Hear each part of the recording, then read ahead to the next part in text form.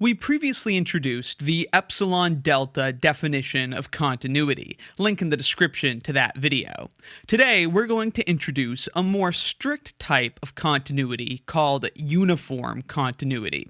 We'll see the definition, do several examples of proving uniform continuity and proving that something is not uniformly continuous, and we'll see some relevant theorems. This video has chapters, so you can skip around as you please. It will be helpful to begin with a couple of examples. Suppose we want to prove that x squared is continuous in the traditional sense. Here's the proof. It's pretty standard and straightforward. Since we're trying to prove that x squared is continuous on all reals, we would take an arbitrary real number c, and then we would consider all x that are within delta of c. And then we would consider the distance between f of x and f of c, which by definition of the function is the distance between x squared and c squared.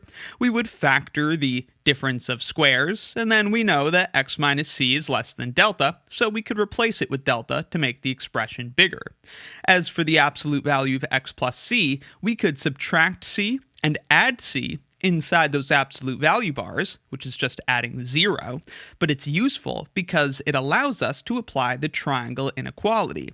This is less than or equal to this, where we've split the absolute value across this sum, leaving x minus c in one absolute value and c plus c, or 2c, in the other. At this point, we see that we can replace the absolute value of x minus c with 1 if we insist that delta is no more than 1. And then with this expression, it's clear that our other restriction on delta is that it should be no more than epsilon over 1 plus 2 times the absolute value of c.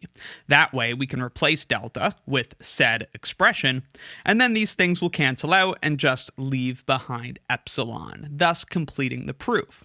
Importantly, we should note that the value of delta here depends on c. It depends on the real number in question at which we are establishing continuity.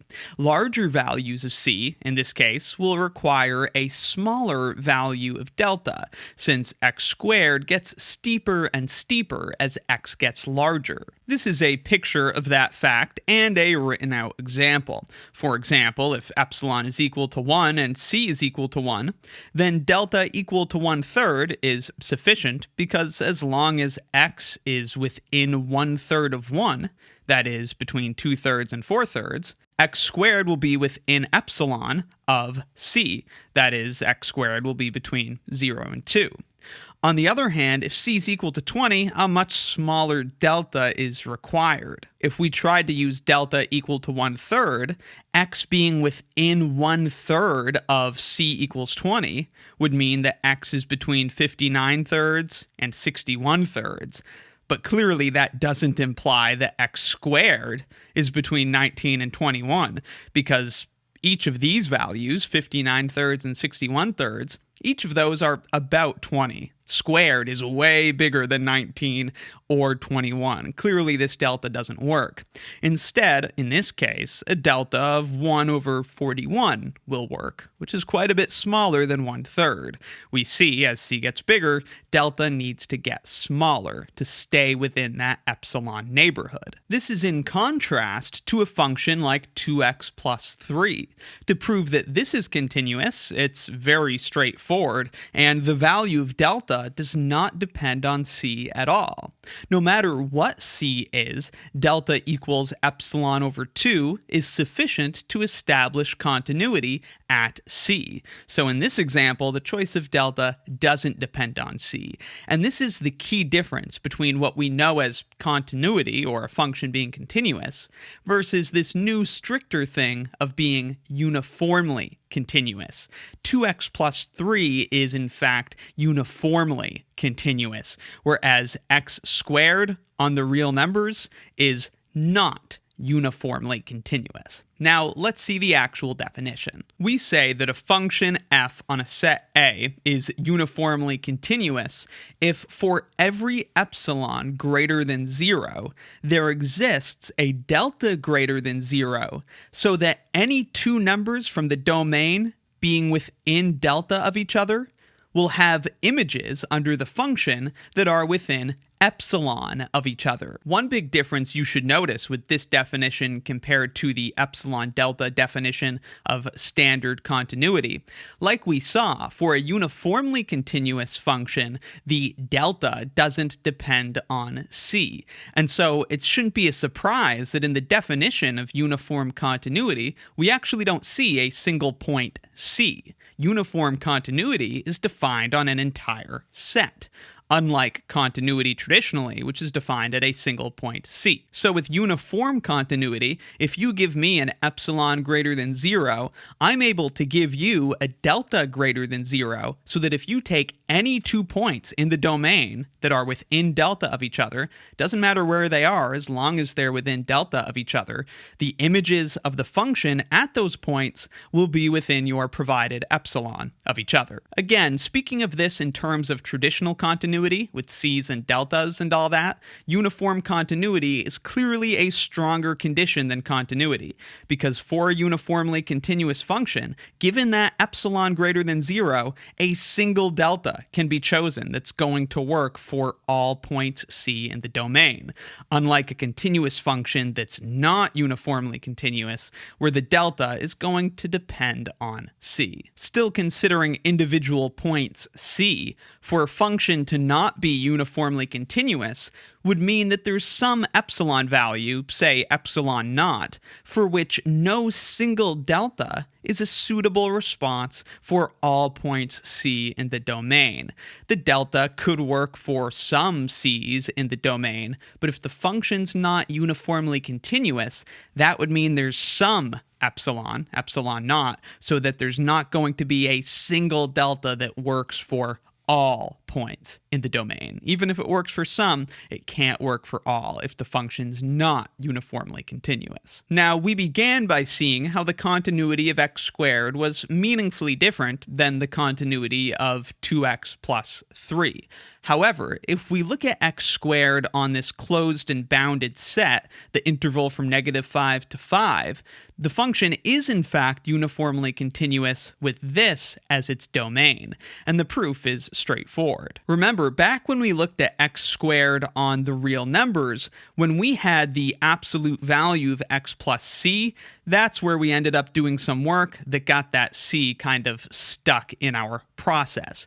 But in this case, when we're looking at x squared on a bounded set, we'll run into the same situation, but have a much more slick solution. In this case, when we factor the difference of squares, the absolute value of x plus y, we know has to be less than or equal to 5 plus 5, which is 10, because we know that x and y come from this bounded set. And once we see that, of course, we see that picking delta equal to epsilon over 10 is going to work out just great to get us that epsilon, and this proves that x squared on this domain is in fact uniformly continuous. We'll see in a moment that just because a function is continuous on a bounded domain doesn't mean it's uniformly continuous. In this case, the domain wasn't just bounded, but also closed. In particular, it was a compact domain, and really, that's the key. So this is an important theorem. I'll leave a link in the description to the video where we prove it.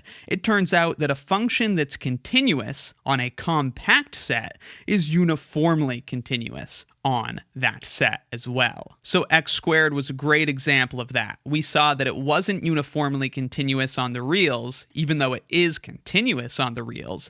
But on this compact set, where we know it's continuous, it turns out it's also uniformly continuous. We'll finish this discussion by looking at a function that's continuous but not uniformly continuous on a bounded domain.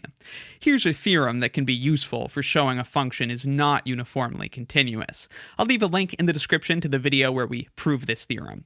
It says that a function f on a set A fails to be uniformly continuous if and only if there exists some positive number epsilon naught and two sequences in the domain, xn and yn, such that the distances between the terms of the sequences approaches 0, but the distances between the images of the terms of the sequences does not approach 0. It's always greater than or equal to that positive number, epsilon naught. So the idea is we find these sequences in the domain whose terms get arbitrarily close, but where the images of those terms do not get arbitrarily close, and that shows a function isn't uniformly continuous. For this example, we're going to use the function sine of 1 over x, which is continuous on this bounded domain, the open interval from 0 to 1, but not uniformly continuous.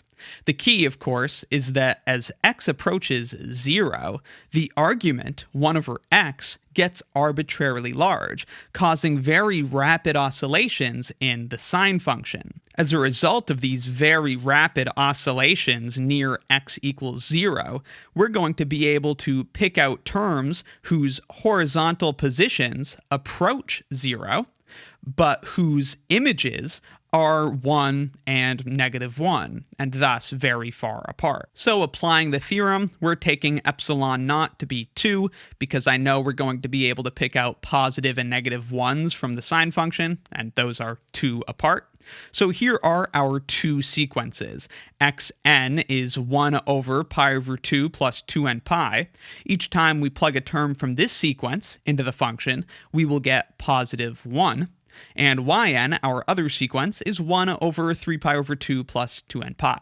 Each time we plug a term of this sequence into the function, we will get -1. And that's all we need to use this theorem. Clearly, the terms of these sequences have distances that approach 0, because each of these sequences themselves approaches 0. The denominators just get arbitrarily large as n grows. However, the distance between the images of the terms of these sequences, well, that's always 2, because it's just the magnitude of 1 minus -1. Hence, by this theorem, we know that f of x is not uniformly continuous.